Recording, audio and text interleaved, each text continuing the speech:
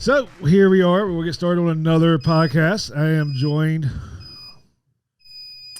Thought I turned the sound off, but I guess I did. I am joined by Patrick McFadden, and we are going to talk about some marketing, right? Absolutely. So go ahead and introduce yourself. Tell everybody who you are. Patrick McFadden. I own a small business marketing firm called Indispensable Marketing. And really, we just develop and install marketing as a process. Mm-hmm. And most of our clients enjoy the ability to watch their visibility increase, revenue grow, and their phone ring. Awesome. So we're a home inspection company by nature, right? We do this podcast really for, our target audience is real estate, but we also talk about things that's interesting and transfers to any industry, right? And just talk to interesting people, whether that's leadership, business development, organizational development, mentoring, team building, communications, all those fun stuffs. But marketing transcends, right? It doesn't matter what industry you're in. The principles are roughly the same no matter what.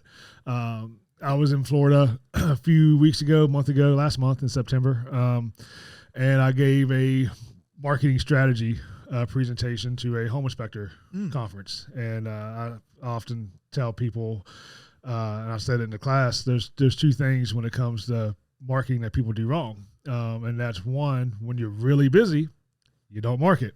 And then when you get really slow, you don't market.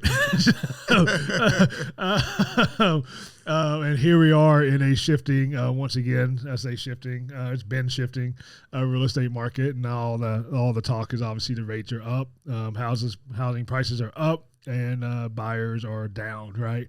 And everybody's trying to compete for this smaller piece of the pie.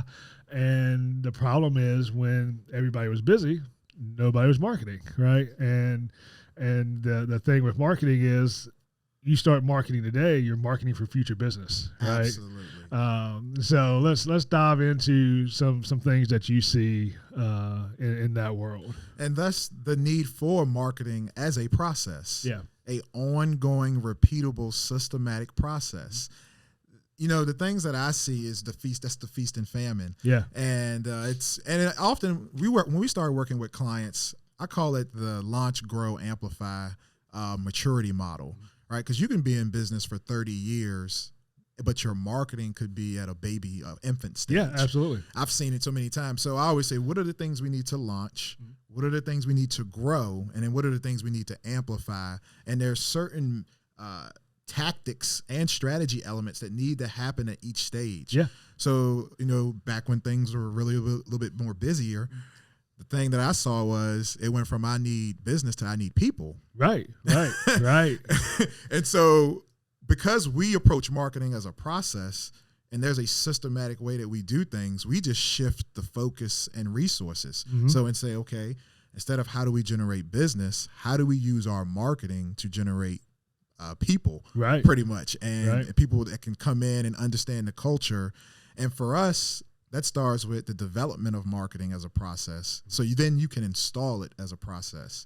So development means strategy work, but strategy can be so broad. So for us, we've defined it. Who is your ideal customer within the target market? Right. So like we work with small business companies and owners. That's a target market. Within that market is the owner that's a service-based business. Mm-hmm. They've got a growing team. They've got outdated marketing material. Mm-hmm. They got their presence here. Website may not be functioning or may not be doing the thing. So we got a very specific customer within that target market that who we can best serve, that we know the challenges that they have and know that they value what we bring to the table. Right. And so you identify the ideal customer. Then you develop the messaging that's going to attract that ideal customer. Then from there, you have to understand what's the buying process, or some people call it the customer journey. Mm-hmm. For us, we've mapped it out in 5 stages: awareness, education, sample, purchase, and refer. Mm-hmm. So what are the ways? So basically, you would look at your ideal customer and say, what are the ways that they will become aware of us? What are all the ways that we can generate awareness with this particular prospect? Because you may only choose 3. Sure. But you need to know at least what the options are sure. for how you can get in front of them, get their attention, get found. Then education, because what happens with most small businesses is they go from, hey, I ran an ad, you found about me to buy from me. Yeah. Well, I will tell you this little insight. Little education means little price. Sure. big education means big price. So if you don't have an educational process as a small business, you're not going to be profitable, because the customer that calls you and say, how much? I don't need to know your credentials. I don't want to know how long you've been in business. I don't want to know where you're located. I don't want to know how many homes you've visited, or how many projects you've done. I just want to know your price. Yeah. Well, dang, you don't want me to educate you? You don't want to know what's changed in the environment. So that little education means little price. Yeah. So you have to have an educational component to weed people out, and also to be able to have a premium price. Absolutely. And so what are the ways that we're going to educate this customer? For most small businesses, it's the phone, it's the website, it's the first interaction. You have to put a premium on those particular moments and interactions, because those are valuable to your business. Yeah. And that's why the marketing as a process is great, because you have a bucket for it, but the tactics may change based off. So we're going to have an educational bucket. It may be different from your business to the next business to the next, because every business is different, but you need to have an educational bucket. Then sample, another one that's often missed. How can somebody sample your expertise or your product or your service? Is it through a phone call, a consultation, a site visit, a photos of your work, reviews, testimonials? How will somebody sample? I can tell you the biggest sample that happened was during COVID.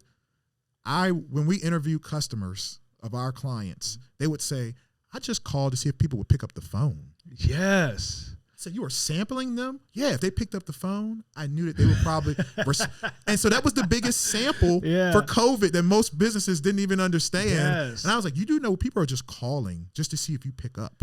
Yeah, we started right before COVID, right? Like I started in September before COVID. Life was good. We were getting traction. COVID happened. Lockdowns happened. I thought I made a bad decision in my life, and then things took off. And someone asked me, like, how did you, because they said home inspection is hard to get into, because it's relationships, right?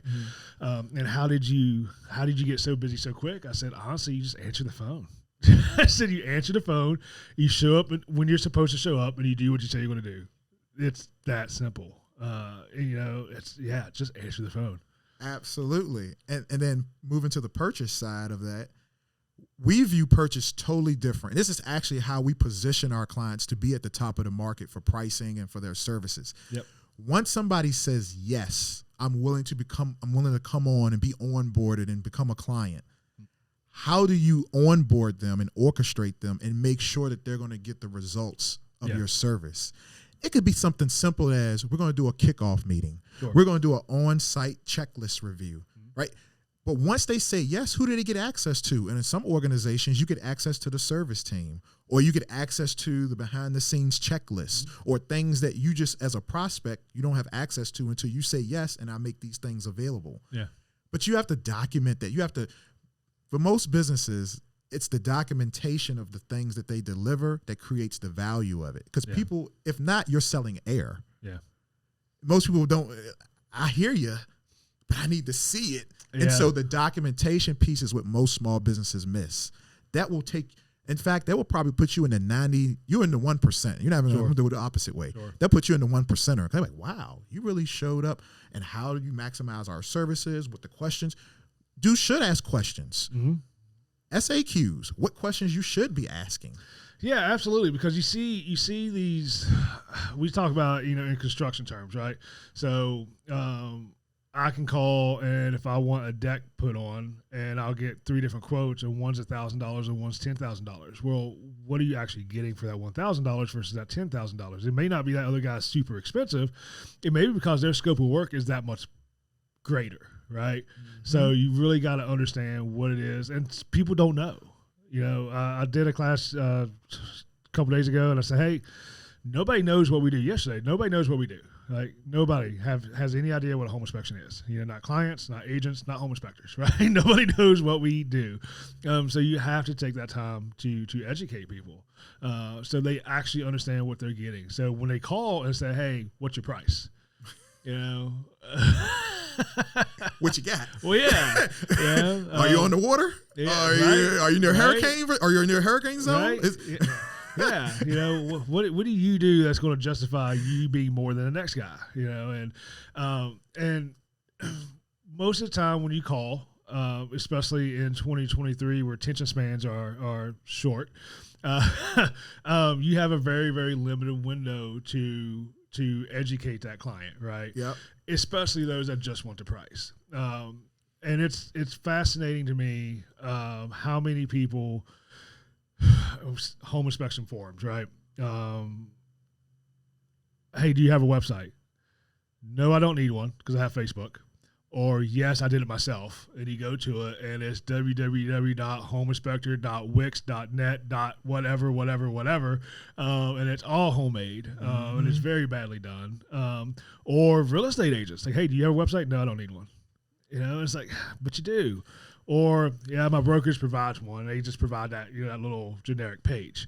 And it's like, it's really important because yes, you need Facebook. Yes, you need Instagram. Yes, you need LinkedIn. But those are all just parts of your resume that's supposed to drive you to the website that gives that big picture of what it is you do that shows your value and your worth. That way, when they call, they already understand, why you're $100 more than the other guy because I can see everything that you do right here before I even call you.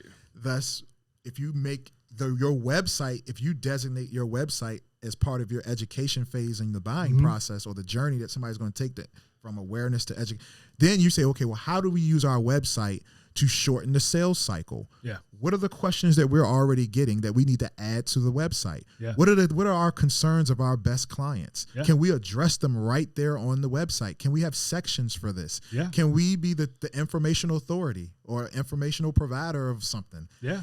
And that's really where your website does all the work. And why wouldn't you want to control that? Because you don't control Facebook. You right. can't. Heck, and sometimes you can't even control how stuff shows up. Exactly. You put a link in there, they'll do an automatic, So why wouldn't you want to take control of your future? Yep. Which I just saw a quote out there, right? The best way to predict your future is to create it. Yeah. Your website that you own and control is the best way to predict the pathway and the way that you position yourself in the market for what you want to say, what you want to communicate, and the things that you want to be known for. Yeah. It's because they're getting your number from somewhere, right? And most people now, if it's not a direct referral, they're going to Google. So they're clicking on links. They just don't get your number from the trash can and call you, have no idea who you are or what you do. There's something somewhere that showed them who you are. And so you want to give them that information. So fascinating. We're having this talk right now. Just finished up just skimming the 2023 local business trust report. The top 3 sources or platforms that local customers go to for trusted information: Google, Google Maps, and your website. It's crazy. And the study said that if you have incorrect information on one of those platforms, 61% of people will not do business with you. Yeah. And I think one of the stats is for reviews, right? Because you go to Google, you get your Google reviews, right? Google reviews, they're superior to Yelp and all these other platforms, right? Because it's Google. And Yelp's a whole nother story because I like to hide things and whatever. But 90% of people trust Google reviews as much, if not more, than a personal recommendation. It's true. How wild is that? So you bring up another interesting insight that I want to bring up. The reviews, a lot of people have been sparing this narrative that you get as many reviews as you can because it boosts your rankings. Sure. That's partly true. Yeah. It's a conversion factor, which you just talked about, what people trust reviews. But what most people don't know is you get your first 10. Once you get 10 reviews, you get an enormous increase in rankings. Okay. After 10, you no longer get the same ranking boost from the quantity of reviews. Oh, really? It's the recency. Yes. So somebody will say, well, I got 50 reviews last month. I said, that's not going to boost your rankings. Yeah. The last one you got probably did. Sure. Because of the recency, but not the quantity. Yeah. And I was like, you're better off getting that over 3 months. Yeah. I mean, over 6 months than just. So it's the recency of reviews. It's actually a term. Review recency is a factor for increasing your rankings on Google. The quantity comes with a conversion factor. Okay. So when people are like, oh, they got over 50 reviews, 4-star, they must be good. Yeah. But that has nothing to do with your rankings. Right. That's the consumer taking on a conversion mindset and saying, oh, okay, they have enough of quantity that for me, that makes me feel comfortable. But most people don't know that. They've been spearing so at 10, I'm not saying just get 10 and stop, but what I'm saying is you need to get 10 to get that boost. After that, some people, well, how often should I get them? That's where you got to monitor your competition. Yeah. So if you look at your 3 closest competitors and you're like, oh, they're getting a review every 3 months, then you may want to get a review either every other month just to offset it. But we have clients that get a review once every 6 months. Yeah. And that's all it takes because their industry is just so. It's the way that, And like, how do you tell? Because we monitor the rankings. Yeah. We can look and like, ooh, it's starting to dip. When's the last time they got a review? So then we just put a process in place. We need you to get a review every quarter or once every 6 months, at least for right now. Right. We'll keep monitoring it. If we notice some other, like, oh, there's the competition starting to get more, then we're going to say, hey. Yeah. But it's just, Yeah, I didn't know that about the 10. I've heard about the 50. Like 50 is like the sample size for people who's going to. Yep. Like, once you get 50, then it's like, hey, your phone calls should increase because they're trusting now. Absolutely, it's a good sample size for how your quality of work and all that stuff. But that 10's very interesting, and I've heard the recency because Google's always changing their SEO strategies, right? Yeah. So what worked before may not work tomorrow because they say, well, we don't want that to work anymore. Like backlinks, right? Backlinks used to be a big thing. And now I guess it's still a thing, but not as much weight is thrown into them. Not as much weight. And the way you get them is a little bit different now. So what's the best backlink strategy? First, get your local citations done or your business directories, the Yelp, the Facebook, all your profiles, right? Yeah. Then you go interview and get mentioned and stuff. That's really the best way to do it. Yeah. Get mentioned in the local news, do interviews like this. And relative things, right?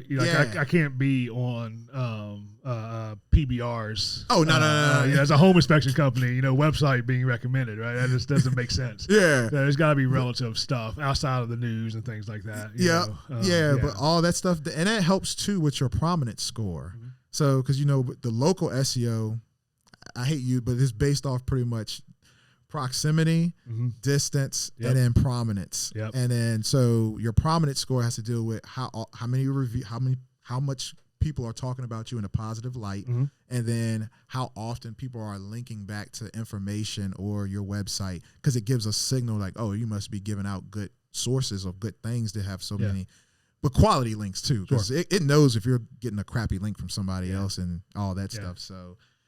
But another quick insight most people don't know, if you don't have a 4.0 rating, you're not eligible to show up for top or best searches. Oh, really? If you go to Google right now and say best home inspector, best plumber, best contractor, only businesses with a 4.0 are eligible. It's a crack to show up for those searches. 4.0 is still kind of low. So if you don't have a 4.0, you're missing out on all that business. Yeah. So, and guess what? Big. The person that's probably typing in best and top is probably somebody willing to pay a premium. Absolutely. So, but you're not even eligible. And so I'm like, when we go into working with businesses, the first thing I say is, I really don't like working with you if you got below a 4. Yeah. Because something's going on. And I'll talk with you and try to understand. Yeah. And I'm like, all right, well, we got to get that up. Well, some of these businesses have been around 20 years. They got 4 reviews from 10 years ago, and 2 of them or 3 of them are just angry customers, right? But they're like, yeah, whatever, I don't need them, So they just don't care, which is great if you're referral based and the economy's good and life is good and the phone's ringing, but when the phone stops ringing. And because I live in New Kent, right? New Kent is second fastest growing county in the state. There's a lot of come heres, right? I'm a come here, and now people are going. It's not people who's lived here for 40 years. It's people who lived here for 3 weeks. And hey, where's the mechanic at? So now they're searching, right? It's no longer referral based because you don't know anybody. So you're doing Google searches, and if you're not popping up because we are now. I say we now. We've been a mobile society for a while. Yeah. Nobody is living in the same town and dying in the same town anymore. It's you're moving states, cities, and whatnot. So that stuff's becoming more important. Like 50 years ago, sure. But now And people are willing to travel now. Yeah. So somebody will go 10 minutes or 10 miles to somebody else, where back in the day it was with jobs too, right? Think about it. The way the jobs was based off putting it in the local newspaper, and the only jobs that you knew about was if it was in the paper. Yeah. You didn't know about a job in Texas or Philadelphia, or you had no clue. And so it was the same way. So the internet opened up all these opportunities to find businesses, and you would have had no clue. You'd be like, well, I only got these 10 job opportunities to look at. And then the internet comes and you're like, I got 50. Yeah. Oh. Yeah. And that's, this is a different rabbit hole, but, when I was in the fire department, they talked about how, nobody has loyalty anymore to the department because they're, especially when you went to state retirement, and I can go from this department to that department, keep my retirement, whatever. And I was like, yeah, it's not so much a lack of loyalty versus an abundance of opportunities. And that's just the world we live in, because you're right. Back in the day, I lived near a DuPont plant. People went to work for DuPont plant. They stayed at DuPont plant for, 40 years, retired, and loyal to the man.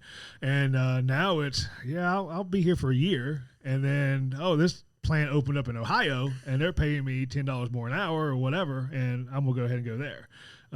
50 years ago, you didn't know that plant existed. And the news of that, right? The news of what people are even being, the news, just think about the news cycle. Yeah. The news used to be 10 minutes or 20 minutes. Mm-hmm. Now they do a whole hour of news. Yep.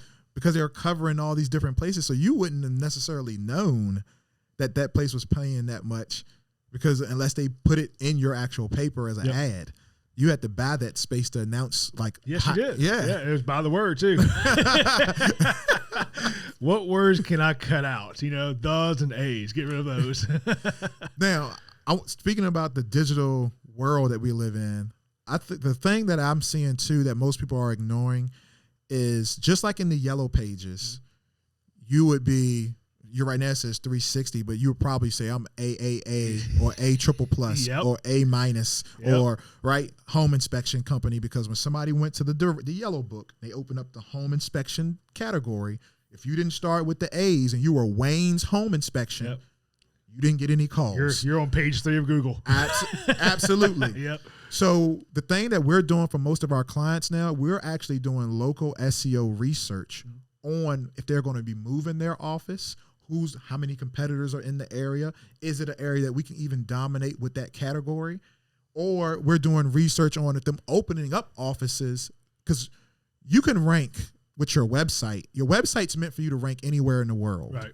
But the Google business profile is meant to be ranked for near me, close to me searches. So you're not going to be here in Richmond and think that you're going to rank all the way in Short Pump with your Google business profile. You can rank with your website, but you're not going to rank. So you have to make strategic decisions now, just like in the yellow pages. Mm-hmm. Should we make our name A so we can, when people go, they find us? Should we open up an office here, and here? Yeah. So when people do searches like accountant near me or accountant Short Pump, we have a shot at getting that business from the Google local pack, as well as being there with our website. Yep. And we're doing a lot of that now when companies are like, we're about to move. I say, you no longer can push us to the back. We're at the front of making decisions on hiring, keywords. Like, you have to bring marketing in on all that now. Yeah. It's like, well, wait a minute. Did you check to see how many people are even in that area? Or one of the fallacies, if you move to a place like Regis or a place where they have virtual offices and co-working, let's say there's 5 companies in there with the same category, Google's going to filter 4 of them out and only rank 1 of them because you have the same address and you're within 200 feet of each other. Gotcha. Yeah.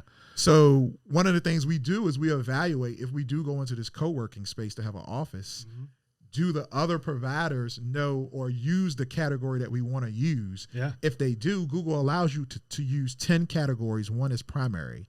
The categories determine what keywords you show up for. So like if you're a plumber and you have, I fix clogs, I do leaks, because you have plumbing as a category, it knows it's called relevancy. It knows that you want to show up for those types of searchers. So you have to fill out your business category too on your Google business profile for the types of things that people search for, so that it shows up in terms of that. But if let's say your business is in a place where it's like, well, they got plumber, maybe we pick emergency plumber, and so we don't compete on the same category. Sure.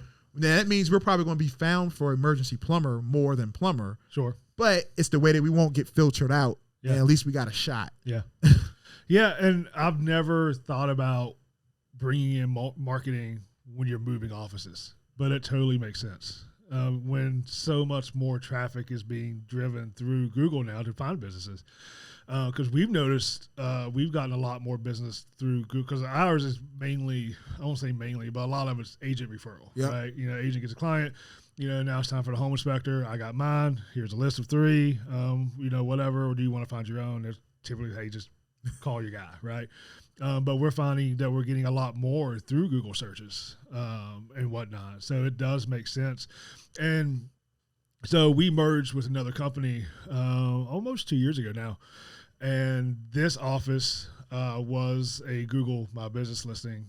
And he also had his house for Google My Business, because that's where he started. You're right? an owner. Yep. It's your owner. You can do that. Yep. And 360 Home Inspections is actually my address, because that's where I started. Yep.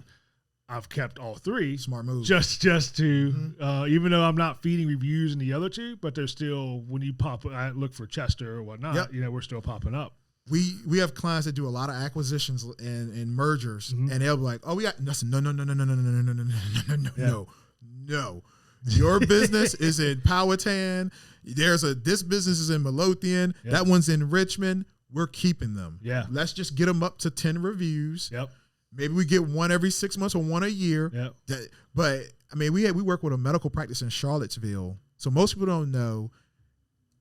Google has something called practitioner or agent listings. For certain businesses, you can have, so real estate companies, insurance agencies, medical practices, law firms, you can have your agency has a profile, which is it's called, maybe you do insurance agency. Sure.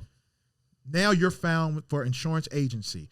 Each one of your agents can have a profile. So like for a dental practice we work with, the dental and insurance categories have the most categories of all, professions, industries. So we have a dental one that has dental practice, dentists as the practice. Then it's emergency dentists, pediatric dentists. So we're able to rank because your primary category shows up first. Yeah.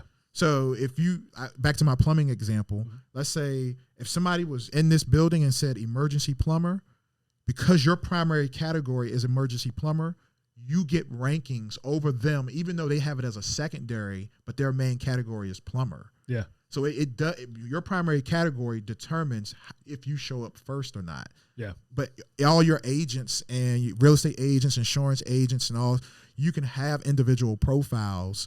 The thing you don't want is to have you can have them out the same office too, if you want. Yeah. But as long as you got different categories, you'll dominate different terms. Interesting. Yeah. So, but the thing about it is you don't want to have everybody from the same office verified from the same place with the same category, because then it's going to cause filtering. Right, right. So you need to make sure you have enough, like if you're a law firm, but then you specialize in business, nonprofit, and they have those different categories, you can have each one of your lawyers take one of those different categories. Because if somebody has a nonprofit law firm and their primary category is nonprofit, you're not going to beat them. Right. You're just not going to happen. Right. So you're going to need to have that nonprofit primary category and keep yours. And so you can have practitioner or agent listings. Yeah, that makes sense, because when you go, you look up real estate agents or whatever, like Keller Williams, right? And you'll have a whole bunch of agents claiming that one address. Yep. Yeah. So it's better for the agent, if they work at home, to claim that address at home if they work there. In theory, but sometimes there's some rules that brokers just say you can't do that. Like if you're going to you have to be attached to this address. Real estate's weird, man. They got weird rules.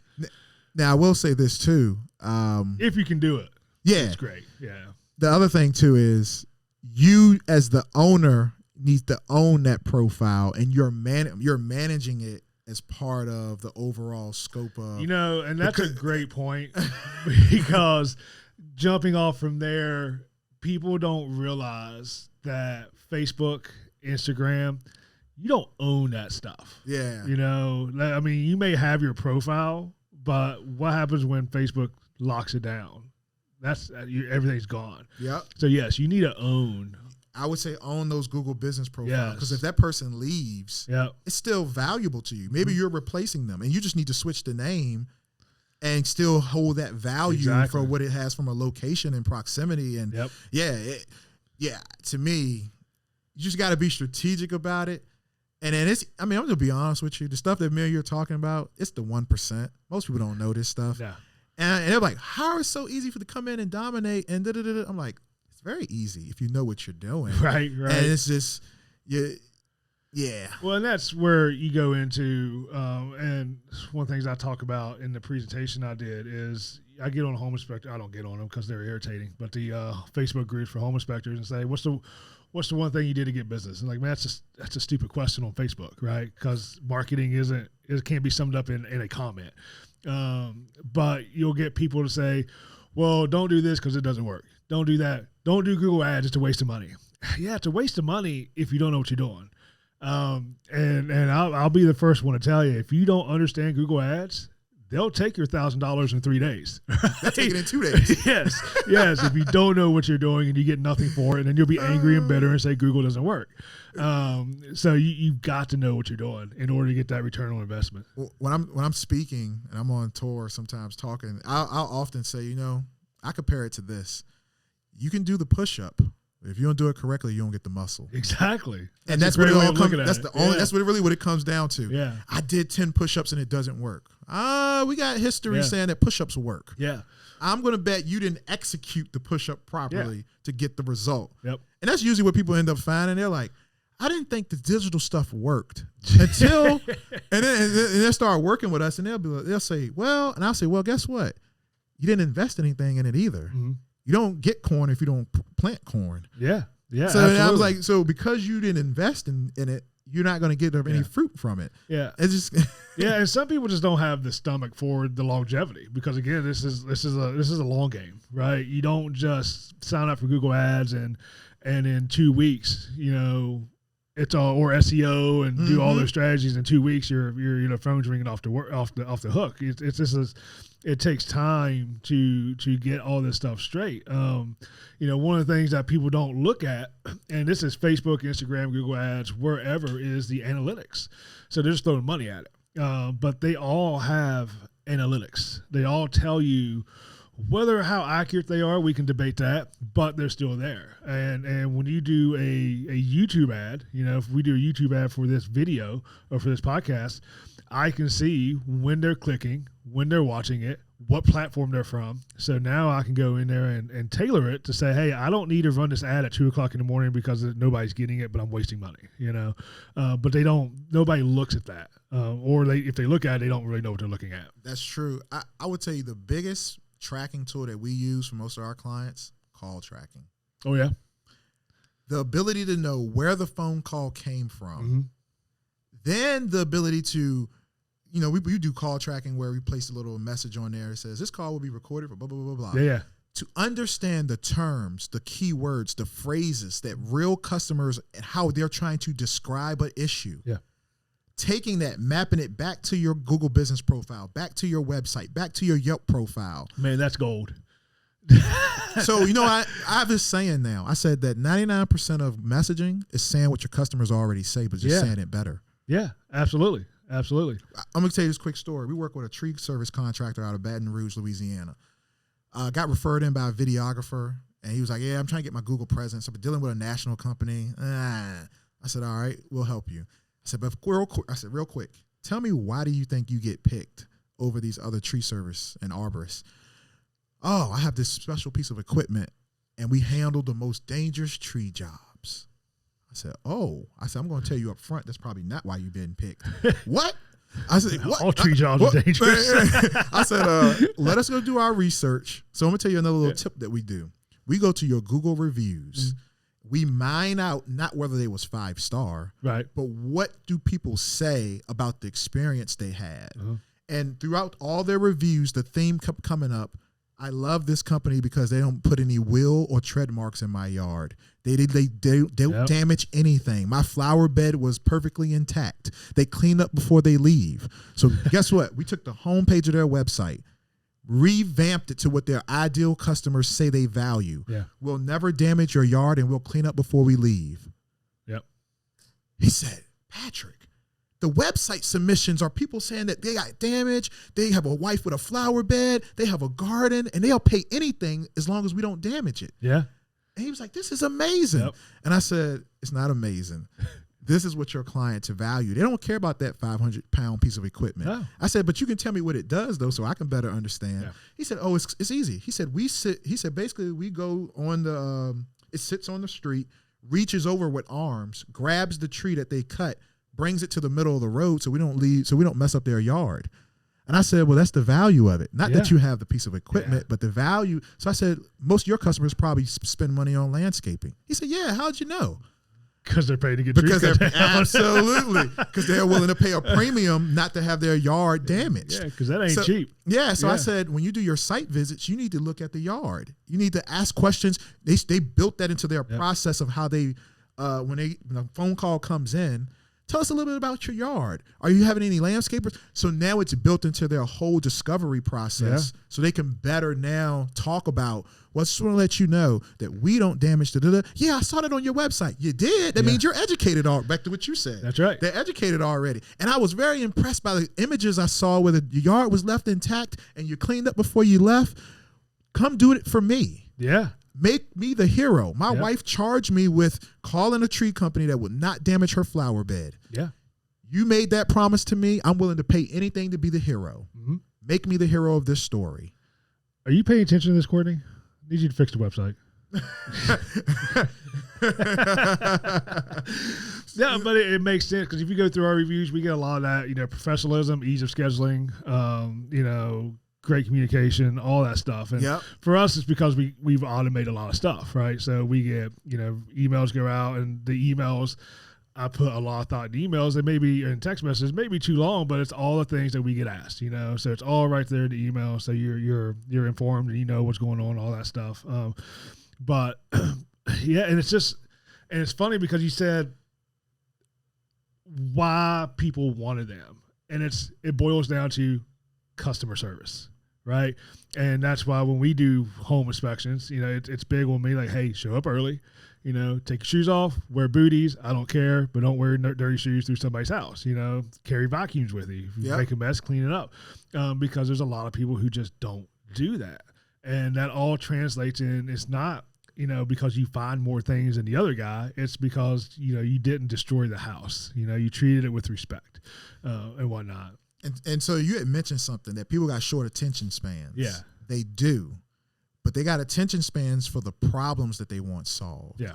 And so this is the beauty about the review thing. It often reveals the real problem that they have with dealing with other companies. So if you were to go and look at your competitor reviews and see what people, the 1-stars are about, and you build your company against what they're doing. Yeah. And you build it in with processes. Yep. See, that's the thing too. Once you know what it is, like if they say, oh, we love it because you guys always communicate with us. Well, we have a stay in touch process. And you build it and you make it part of your business. Yeah. So people can't just copy your message. They'll have to copy your process of how you. Right. That's where the value of real marketing comes into play, because now it's not just, what if they copy our messaging? That's fine. On the back end, do they actually have a always in the know stopgap, or always in the no call, or we're going to keep you updated meeting, right? They haven't built in the things that can live up to the thing that they promise, which is when you always go look at their reviews, it'll say they didn't do what they said they did. Yeah. And they're probably wondering how you are able to do it. Yeah. But because they're not in your business, they don't know that you have those things as checkpoints, as stopgaps, as key communication points that you've rebranded to align with the things that they want. So if you look at your reviews and you find that, oh, they value that we communicate, that's probably because others don't.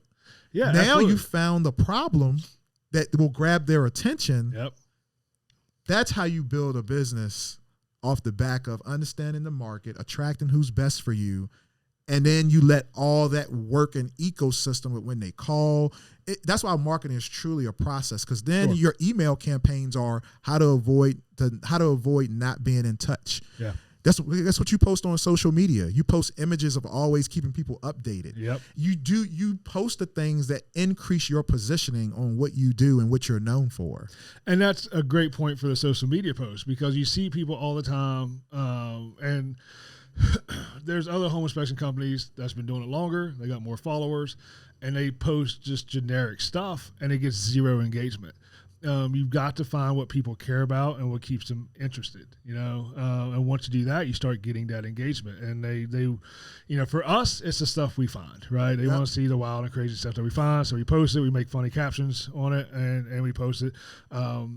We post the reviews that we get, because they want to know all those things. Like you said, they want to know what's important to them, if your finished product, going back to the tree guy, is, hey, you cut the tree down and there's big old tread marks in the yard, and that's what you're posting. You're not that guy.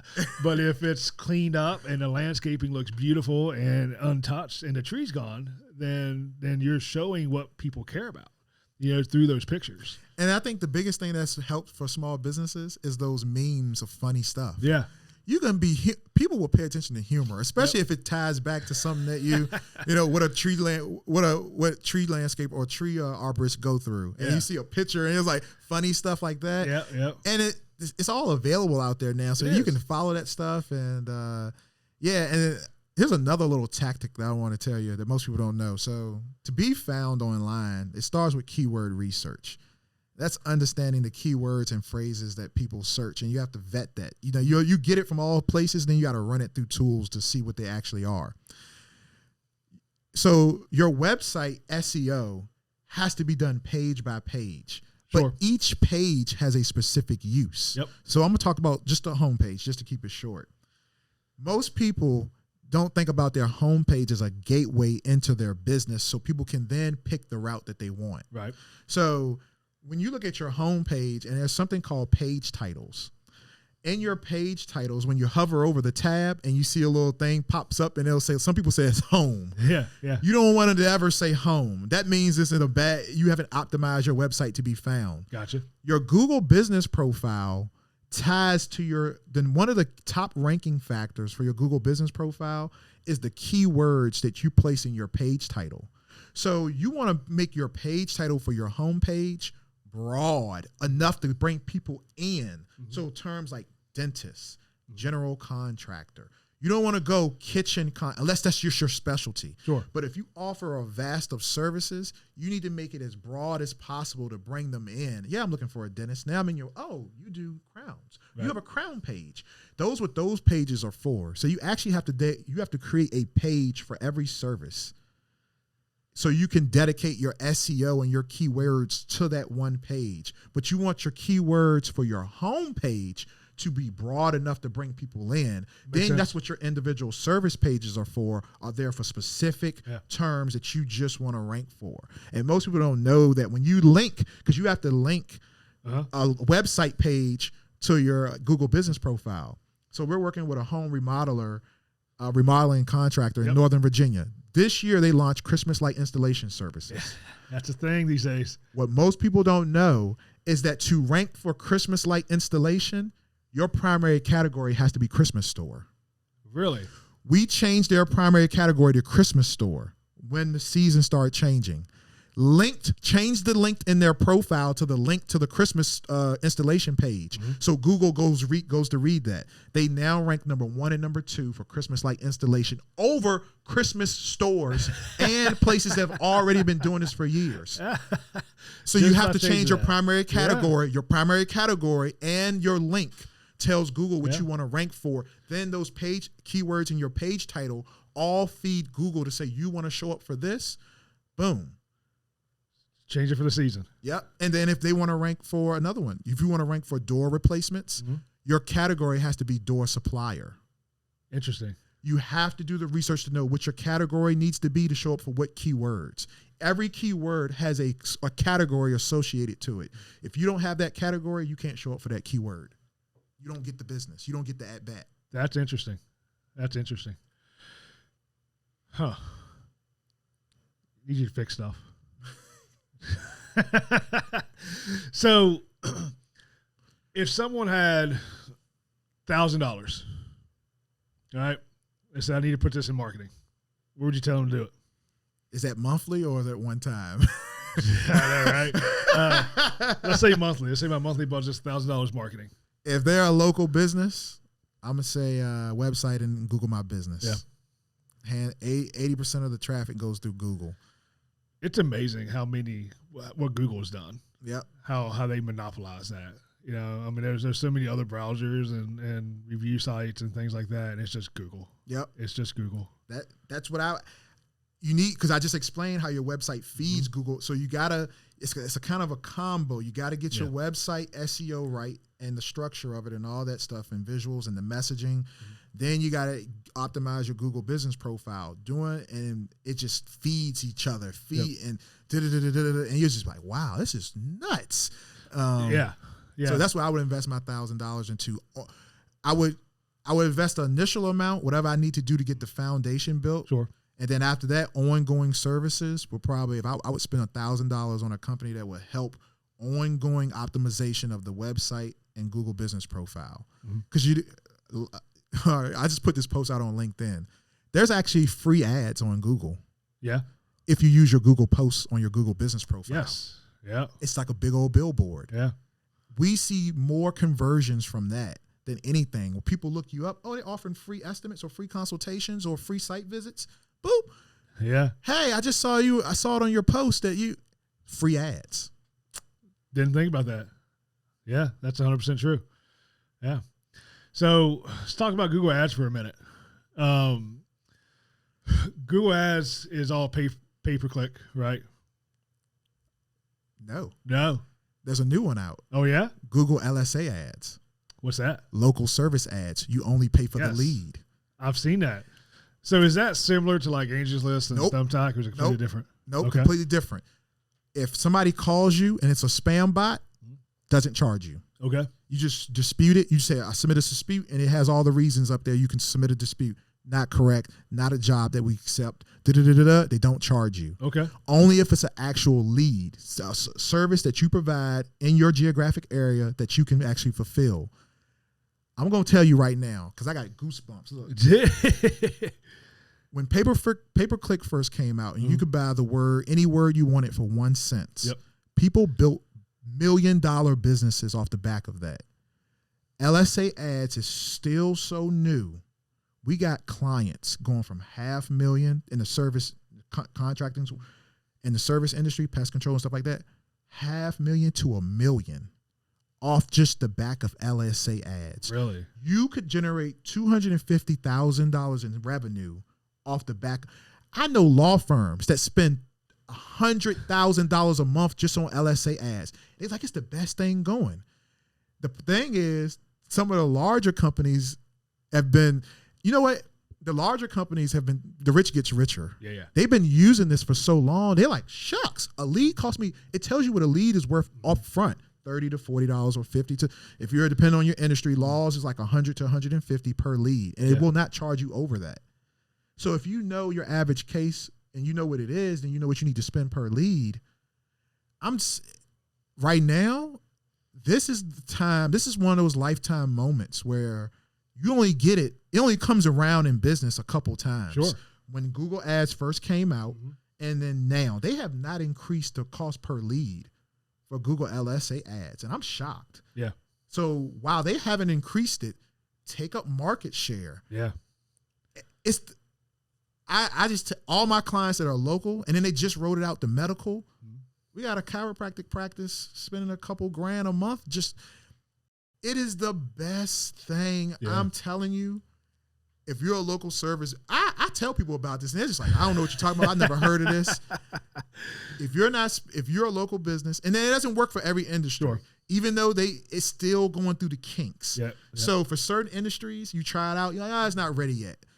But for other industries, you got to be doing LSA ads over pay-per-click. I would do it. It's actually still in traffic from pay-per-click because it's above the pay-per-click ads. Okay. It's still in traffic from Google My Business. Google Local 3-pack too. Really? Yeah, but we've been tracking that, and studies have come out to say that it's becoming less clicks as those ads keep creeping up there. But think about it: if you get seen in the LSA ad, you get seen in the 3-pack, and you get seen in the organic, that's 3 impressions. Yeah, they're probably going to click you at that point. Absolutely. And the fact that you only have to pay per lead, not per click.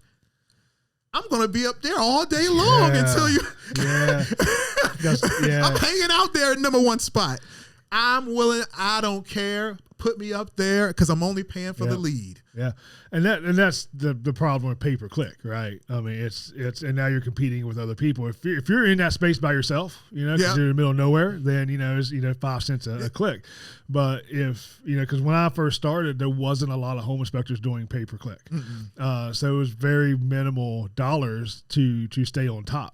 And then it changed. Yeah. And then all of a sudden there's a dozen home inspectors doing pay per click, and you really got to start getting expensive to stay in the top 2 or 3, because the top one's always, for us, it's a national software or whatever for home inspectors. And then the next 2, you pay enough money, you'll be one of those. But so what I recommend, if you got a smaller budget, shrink your geographic area. Yeah. Say you're willing to spend the most on a lead in this area, but you got to know your market. Yeah. So you're like, listen, I don't care what anybody else says.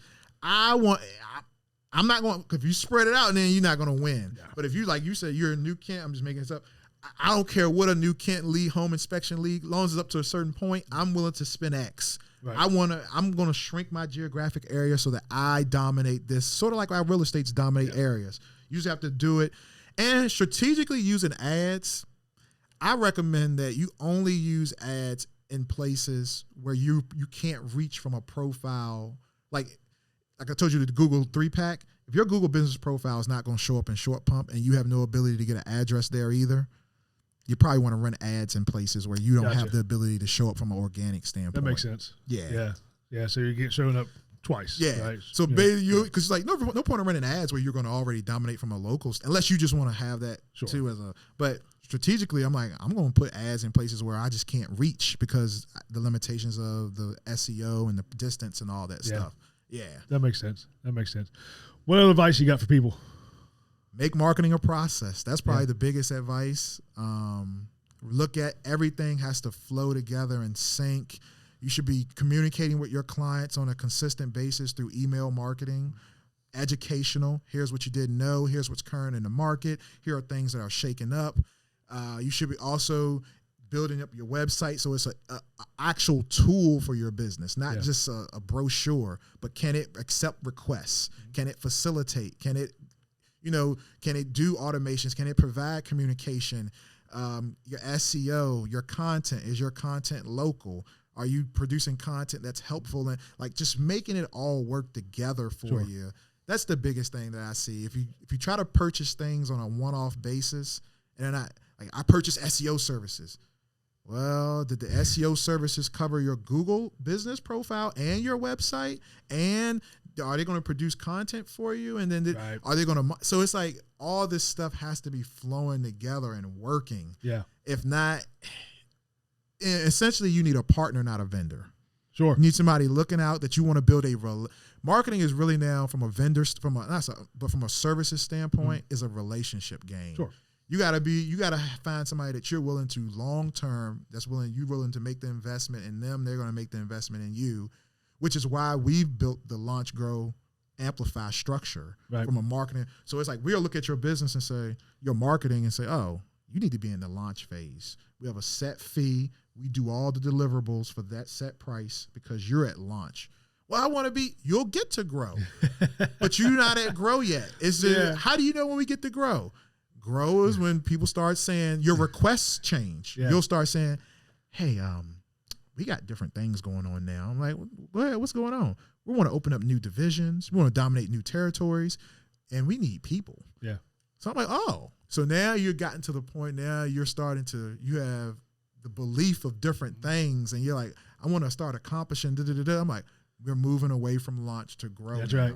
And that's how I know when you're moving towards that. Because then the requests that we get and the work that we have to do is different. Sure. That's why the pricing structure and the tactics of that particular We still have the same channels, website, content, SEO. The channels are still there, but the tactical activities that we deploy are totally different because now you're at a new, it's like crawl, walk, run. Yeah. Makes sense. Makes sense. So name of your company? Indispensable Marketing. How do people get a hold of you? Indispensable Marketing on Google and LinkedIn, Patrick McFadden. I appreciate it, man. This was a wealth of knowledge going down the Google rabbit hole. I really enjoyed it. I appreciate this talk too. Yeah, we'll have to do it again. Absolutely. Appreciate it.